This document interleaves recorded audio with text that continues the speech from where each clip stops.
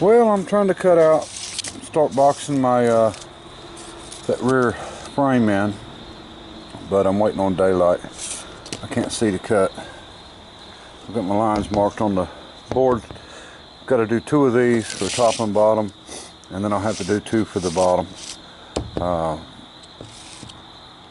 I'll get this cut out and get it burned out of steel, and we'll start grinding and maybe have them tacked in there in a little bit. All right, come on, sunshine.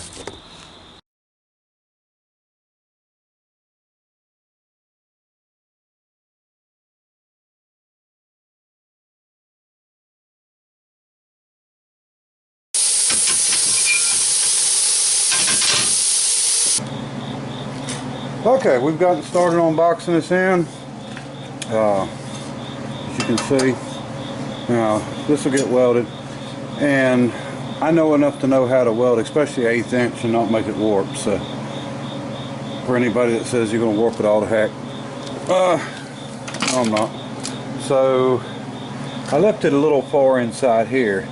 Now we've run into an issue, and I knew I was going to, but here's the problem.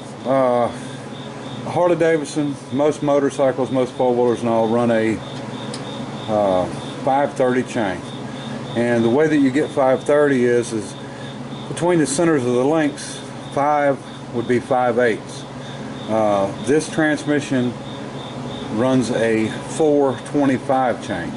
Now you get 4 because between the pins is 1/2 inch, which would be 4/8, and 5/8 would be, you know, a 500 series chain.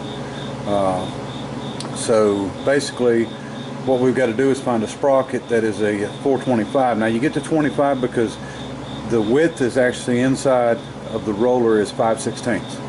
If it was over 5/16, it would be, you know, 530. If it was a little under, it'd be 520, or 430 and 420. But this just happens to be right on 5/16. So we've got a 425 chain and sprockets. So we have got to find a 425 rear sprocket, and you know, they don't list what pitch diameter a motorcycle is, so I'm going to have to do some research and find out, or maybe run to, I've got a friend up the road here that actually has a salvage yard for motorcycles, and see what he's got, see if I can find an old sprocket. You know, somebody had said something about the clearance issue in here. Yeah, it's close. The sprocket I put is probably going to be bigger. I'm going to make an adapter. The sprocket will actually sit in. I'm trying to keep this thing as narrow as I can because I'm running a narrow tire. If I make the bike really wide and then run a narrow tire, it's going to not look good. So I can make one of these and put on the other side, flip this around, use this for a brake. I can run a sprocket farther in. I can cut this one off and put a different one on. You know, there's a lot of things I can do.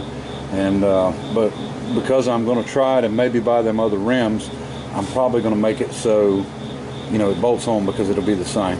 So if I get one with a bigger center hole, I can make an adapter that can go in here with countersink bolts and bolt on, and then the sprocket will actually bolt to it. I can bolt it on the outside or the inside. So there, you know, there's a million things you can do on this stuff. You know, fabrication, it's not a big deal. Now we're going to go ahead and I'll get the other plate on the bottom side. I've got it cut out, and then we'll get a plate here and a plate here. But what I'm running into is I need my sprocket on there so I can line my transmission up. Once I get the transmission lined up where it needs to be, then we don't have to line the engine up, we just got to mount the engine, but I've got a line where I put the sprocket at on the engine. So we're going to work forward with this. And the other thing is clearance here. You know, we've got to have our chain running up through. So see if we need to notch one side of this to clear, narrow it, or whatever we need to do. You know, it's got to be narrowed up anyway, but you know, we'll see how it goes from there. But when this is all done and welded together, it's going to be strong. And I had somebody talk, I guess they was talking crap about my weld, that was a okay weld for a budget hot rod. Well, you know, I'm not saying I can make a pretty weld. I'm saying that I have a lot of faith in my welds because I've built wreckers. I know what it takes to hold something good, and you know, I'm not worried about my welds. If if you don't like the way they look, I have no problem with that. And you know, I could have burnt this in one solid pass without zigzag or anything like that and made it look like a robot weld, but that, you know, I don't worry about that. I worry about penetration, making a weld hold. Anyway, and I did measure that tire up at Junior's, you know, the width, the height. I know exactly, you know, what the deal is with that, so I'm not worried a bit about it clearing everything. This will probably have a tab that comes down with the fender that mounts on, and then of course the seat's going to go in here, and so that'll get covered anyway eventually. And then yeah, we're running a front fender, absolutely, you know, to keep the water and stuff from coming back on the engine. You know, I was going to run one even if I boxed it in, I'd have still ran one. So anyway, got some tows to do, so I got to run, and I will maybe get back on this today. All right. Well, I started in the dark and this morning, and now it's getting dark again. I of course had to do a lot of towing, and plus I worked on the four-wheel drive truck today too. So anyway, I'll show you. We'll cut this one out, and then I'll show you what I've gotten done.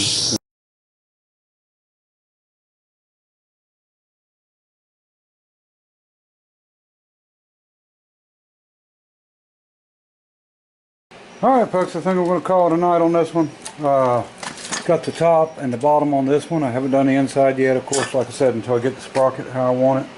Got the bottom one cut out for here. I still got to cut the bottom one out for this, you know, for this side. I just got it laying there. I don't have it welded in at all. I haven't even ground it yet. But that should hold up just fine boxing it. And we'll get it all welded back into our plates for our rear wheel. No worries there. Up here, I need to wait, like I said, until I get the sprocket on so I can figure out where the transmission needs to go, left to right, and then I can build a thick plate with, of course it'll have slots in it so I can move the transmission forward and back, and that way I can adjust the chain from the engine, and then I can move the wheel back to adjust the chain for the wheel. So anyway, that's where we stand. Okay, folks, I have been towing a bunch, but I'm in the middle of machining my my triple trees out, and this is the top one, that's the bottom one. It's 3/4 inch, top one's 1 inch. Now this is solid 1 inch steel, and you know, I'm going to probably, you know, I'll lighten it up some, but not a whole lot.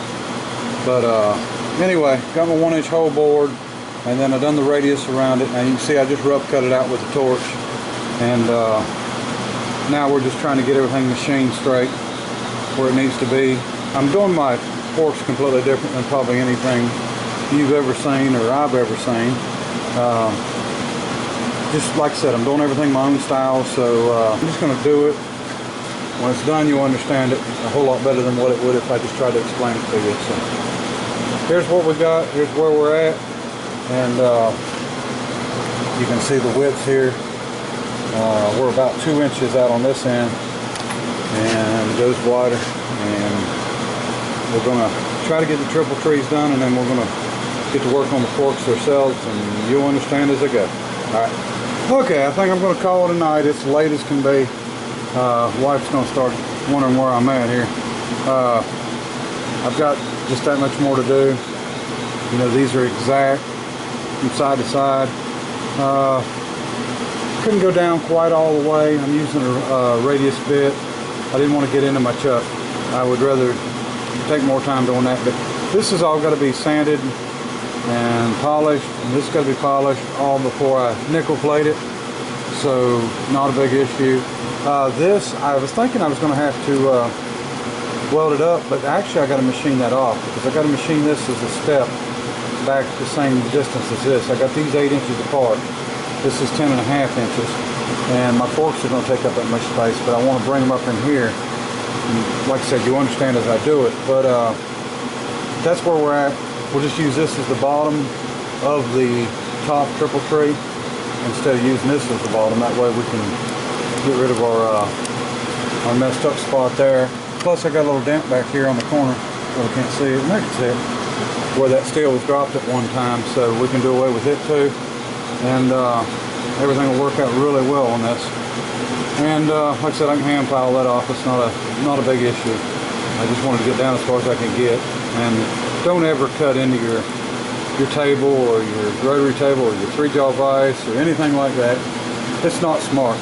And we don't have much more to do here, but like I said, it's late. We'll get back on it tomorrow. Hopefully I won't have a bunch of towing to do, and I'll have some time to work on it. I haven't had much here lately. Bought a sprocket. Then out of nowhere, after 2 days after I bought it, they canceled my order and said they couldn't find it. So, you know, that's the way that goes. So I've got to go order another sprocket for the rear. You know, it's going to be a hold up if I don't get something pretty quick. And we'll get back at this, like I said, coming along.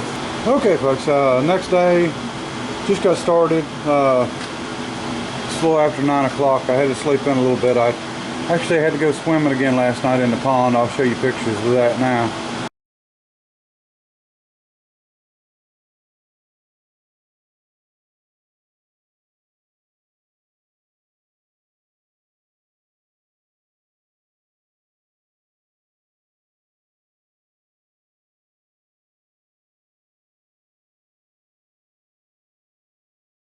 And then after that I got back, and then there was a wreck out on 87, so I ended up getting home. It was after 4 o'clock this morning, so I had a long night, and so I got about 5 hours sleep, and just can't sleep anymore, so I'm back at it here.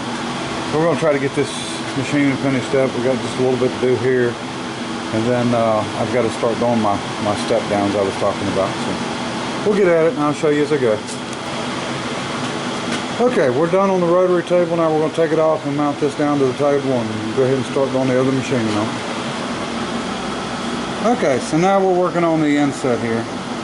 I'm leaving it about 3/16 thick, and it's a little more than that now, but I'll go back and clean it up. So basically what we're doing is we're going to take this top triple tree down to the width of this triple tree, but have this inset. And you'll understand why I'm doing it. I could have drawn it out on paper so you could understand, but you'll see as it comes along. Okay, folks, I have been doing a lot of machining. I had a lot of machining to do to get this stuff how I needed it. I actually had to do a little bit up inside. We got it just like I want it. Okay, I still hadn't set the preload on the bearing or anything. It's not loose, but it's definitely not tight. So here's what I got. I know this looks wide, but just trust me on this. You know, the forks, the inner forks are only going to be that wide, and should clear everything just fine. Let me see if I can show you. Ooh, hot. Show you what my plans are here.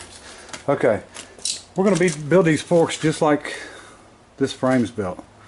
In other words, let me get this behind here. You can see a whole lot better with some kind of a background, I guess. But anyway, not the best place to be filming at. But so the way we done the frame, we're basically going to do the forks the same way. But the inner plate is going to be 1/4 inch. The outer plate's going to be 1/8 inch. We're going to run 1 inch stainless pieces between them, and then we're going to run 1.5 inch socket head cap screws. And basically, we're building a Springer. This is going to, you know, one of them will go here, the other one will come, you know, on the outside of it, 1 inch out. So, and I've got an idea for the Springer, the springs on the front and everything, so should work out fine. I'm going to get, I finally got to where I can start cutting these forks out, and just took a little time. But so we'll get on them and see if we can get them cut out. And I like the way it's coming. I like the way it's looking. The only thing it really don't like is up here it's so flat. Now we got 2 holes that'll go in here for our handlebars, and I'll show you that. I've got a set I'm not going to use, but I got a set I'm going to use just to get our holes in and everything. Okay, we got a set of drag bars here, but basically, you know, the bars bolt up through. Now these are tall, and they're bent back pretty good, which I could probably live with that, but I'm probably going to just build my bars. I'm buying enough of the solution to be able to nickel plate bigger parts like this. So a lot of this stuff's going to get polished and cleaned. You know, you unfortunately got to get the stuff to look perfect before you nickel it, but get everything polished and clean, and then I'll nickel plate quite a bit of this stuff. So, but anyway, that's what I've been working on besides towing and stuff, and that's been really busy. So, oh, I've got almost forgot. Almost looks like a horn button, doesn't it? Junior hooked me up with that stuff. The radius is the same as on the handlebars as this, or on the triple tree as this. And I can see where it would be a whole lot easier for somebody to buy all this stuff, you know, instead of make it. A lot of work involved, and I don't think it'd be that hard to build a bike if you just bought everything. But we've got to do some designs in here or something to change up this squareness. But all right, appreciate everybody watching. Bye.